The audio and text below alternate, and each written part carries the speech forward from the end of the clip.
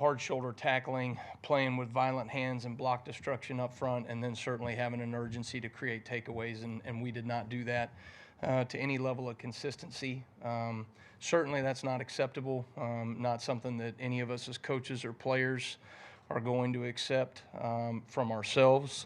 I thought, when you look at the game, our keys to victory, number one, was to do our job and to do it with consistency, and when the ball declares, play with a high level of intensity and urgency. And I thought we played too much on our heels against them.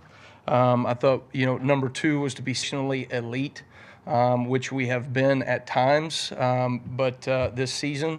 But I thought one of the real keys to the game as we started making adjustments against the run is that we were not able to get off the field on third and long situations. That's something that we've really been, we've excelled at this season thus far, but we were not able to do it in the game. And so certainly some things that we've got to make sure that we get adjusted and tweaked so that we can get back to playing great third down defense.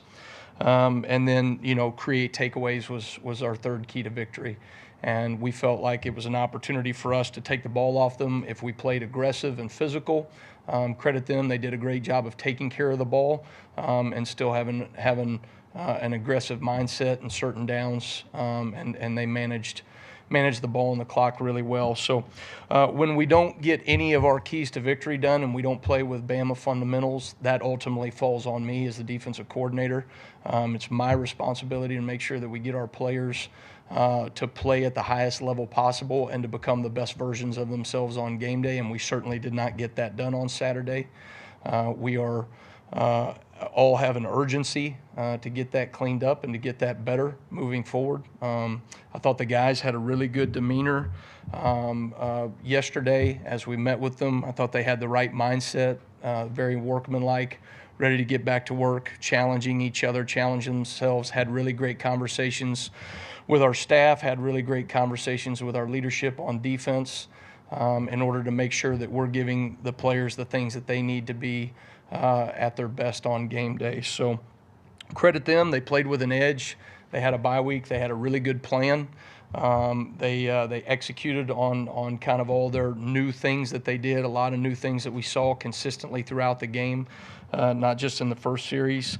I thought for us, we adjusted to some of the things they did in the run game, but we didn't do it consistently. And then obviously on third down, we didn't get off the field. So really those are the two things that, we feel like we've got to be focused on moving forward, becoming more consistent when we do see some of those non-traditional run pictures that the triple option presents to you, and then getting back to playing third down defense the way that we have played. So felt like, really you look at third down defense this past week and then fourth down defense in the second half against Georgia, not to the standard. So really for 6 quarters there, third and fourth down, we have not operated the level that we're capable of. Otherwise, we're looking at probably different stories in both those games. So that being said, the guys are ready to respond on Saturday. We're already working to have a good plan thus far against South Carolina.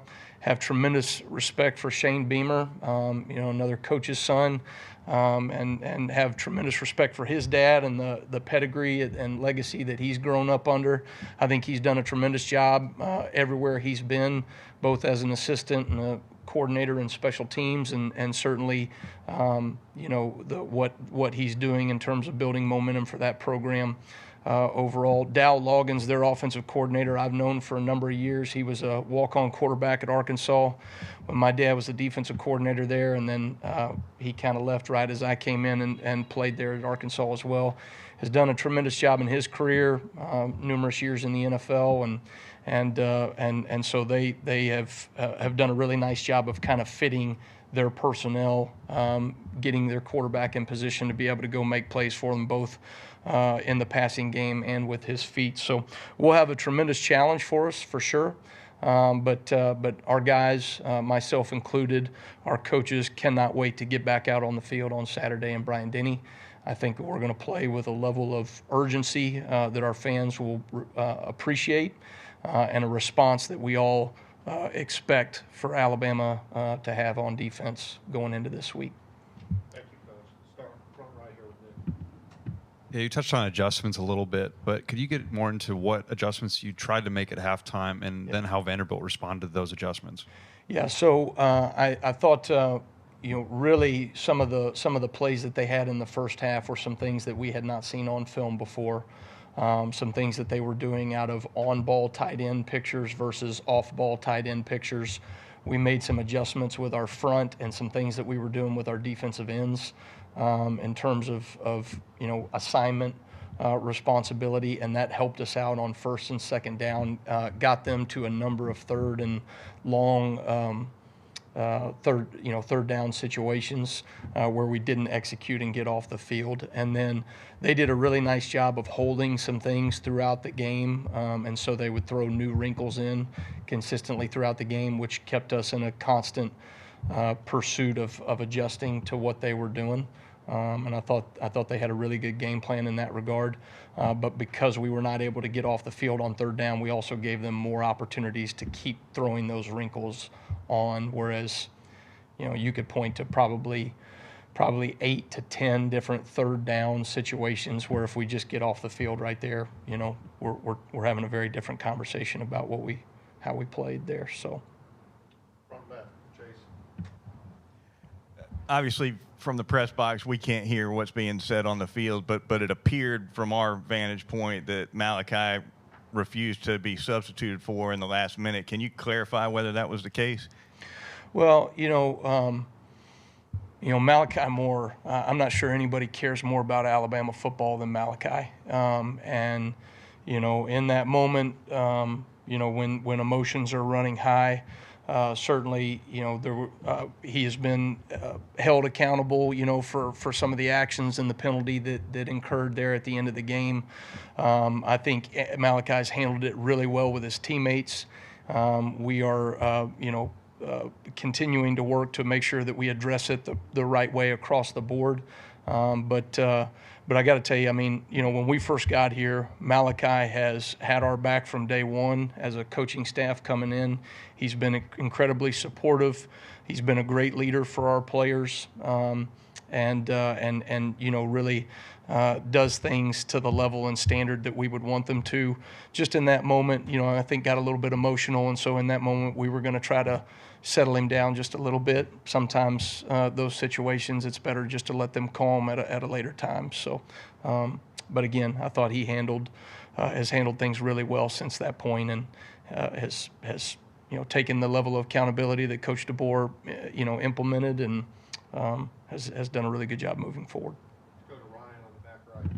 Coach, how do you evaluate rushing the passer through the first few games, and are you satisfied with what you're seeing so far? What are you challenging your guys to do? Yeah, I think right now we have elements to being able to sustain being a good pass rushing defense.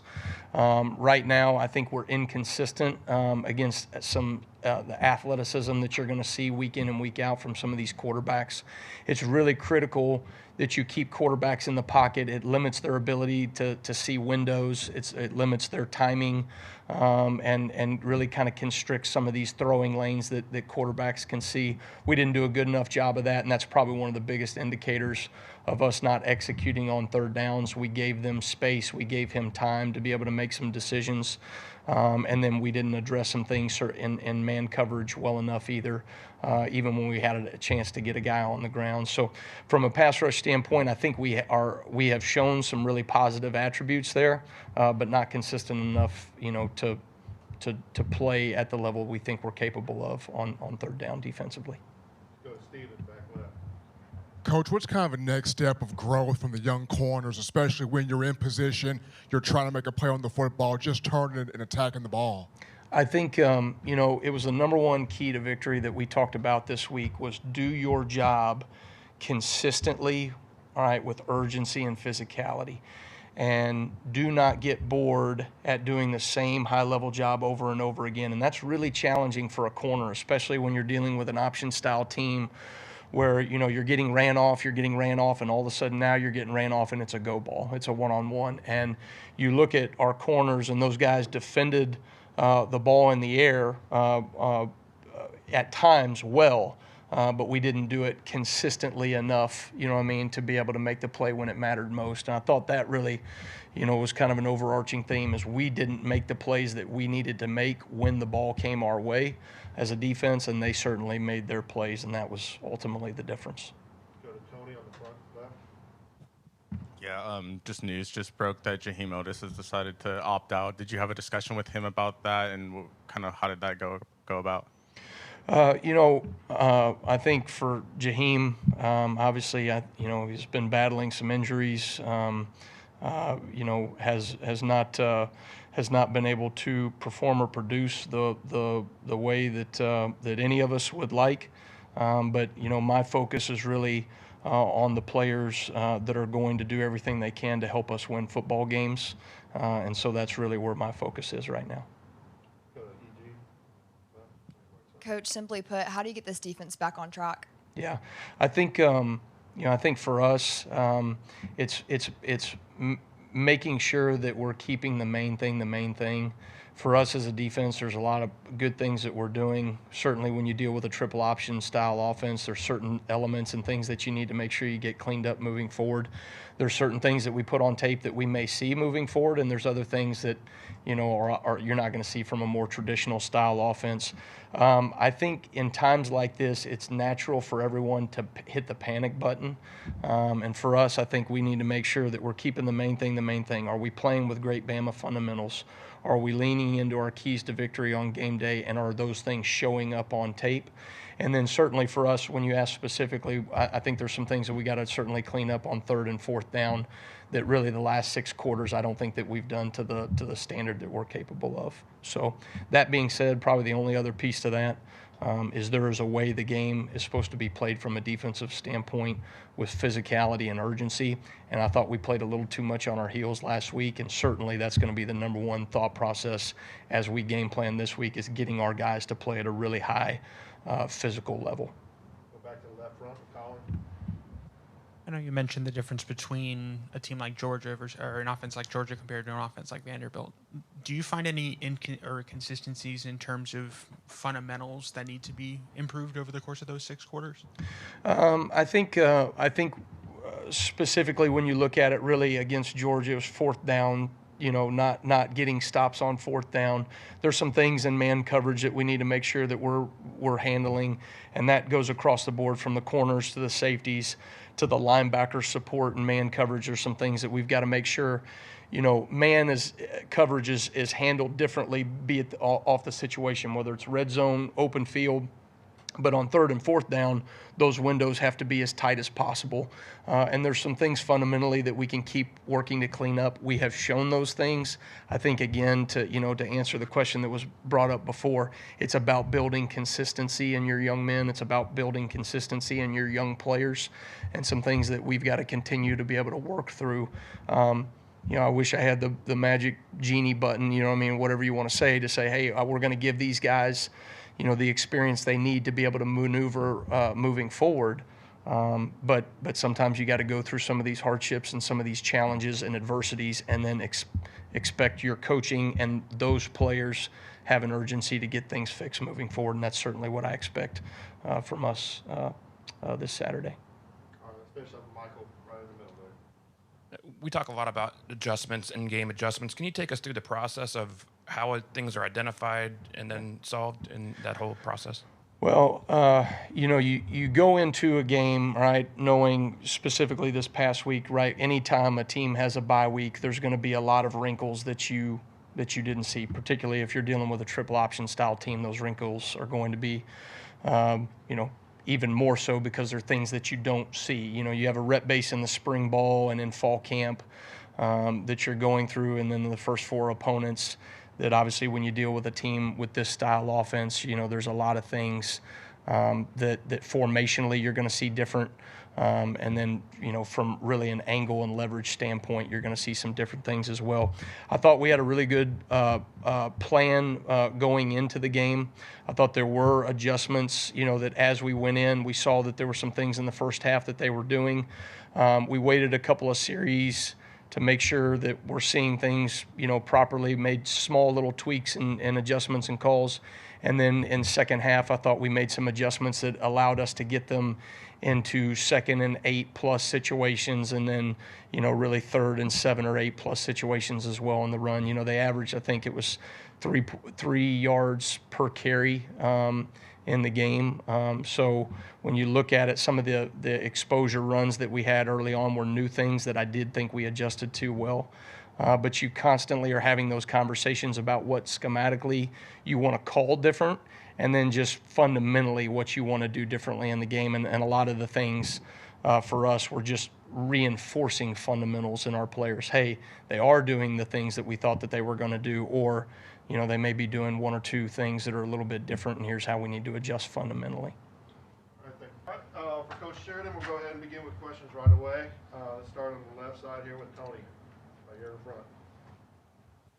Great hands up if you would, too, please. Just what did you see from your offense and especially Jalen and his ability to kind of work with a limited clock against Vanderbilt? I think, the message for the players is anytime you don't win, you didn't do well enough, And so, our job as an offense is to score 1 more point than the opponent, and we didn't do that, this past Saturday. And so, collectively very disappointed in that. We got to take advantage of the opportunities that we do get and capitalize on those. And we had, more than enough opportunities to score more points, and we weren't able to do that. So, there are a lot of plays that, you're proud of, that the guys did a nice job and executed, but certainly we fell short, in finding a way to win the game. Emily Grace. Coach, how much did your game management / plan get affected when the defense was unable to get off the field? I think, that's our job, just to take advantage of the opportunities we get. And, the possessions where we didn't execute, they were very costly in the game. And you can't turn the football over. You have to flip the field when you're backed up. And we weren't able to do that in those moments. And, that was ultimately the difference in the game. And so, those are the areas that we need to do a better job of maintaining the execution throughout the course of the game. And we're working, tirelessly to solve those issues. Go, Matt. Yeah, just what did they do well to limit Jalen's kind of rushing ability in that game? We didn't run him as much. I would say just, he had the 1 touchdown run in the red area, and just kind of how the flow of the game went. Some of the different things that we did, the ball just went to other people. And so that's just kind of how the flow of the game went, and kind of the plays that we called and the plays that we were executing. They weren't necessarily designed for him to run. There was a couple of them that he popped through there. And the other ones were more, kind of off-schedule scramble type situations. So there weren't that many opportunities for him to run, and we didn't, call as many as maybe we've had throughout the, course of a game. But that's just kind of how the game unfolded. Stay in the middle here. Let's go, Mike. What went into Gino coming into the game at right guard, and how do you think he played? I just kind of echoed just what I said earlier. Anytime you don't win, nobody played good enough, nobody coached good enough. And I'm not saying specifically Gino. I just think collectively as a whole, you take accountability. We're going to continue to put the players in the game that deserve to play, that have earned that in practice, to try to maximize the group. And there's different reasons for that. And that's why. And so we thought Gino deserved an opportunity to play. And so he went in there and like the rest of the group, did some nice things, but obviously not good enough collectively. Coach, when the clock hit 0 for the loss, what have you seen since then with some of your leaders on the offense side of the ball to kind of step up in a hard time after this loss to Vanderbilt? Well, we'll see tomorrow more specifically. Obviously we had a chance to be around the players yesterday and on the trip back, and early impressions were they were outstanding.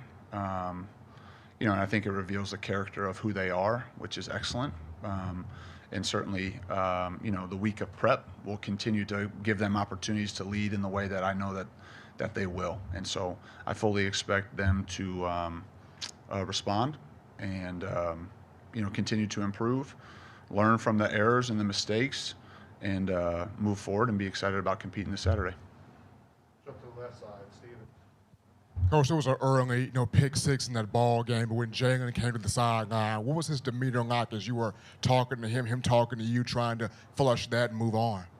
Well, I was up in the box, so obviously I didn't see him face to face, but certainly there was communication, and he was great. He was, able to be 1-0 and move forward, and it was his third play of the game. There was a lot of football left.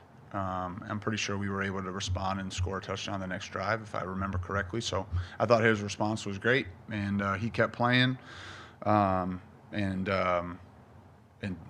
executed and did his job. So I didn't think that impacted him at all. Go to Alex in the left middle. Just philosophically, how do you think about time of possession, if that's a stat you even concern yourself with? And on the flip side of that, what do you think is holding back the running game specific to Haynes and Miller from having maybe more consistent success?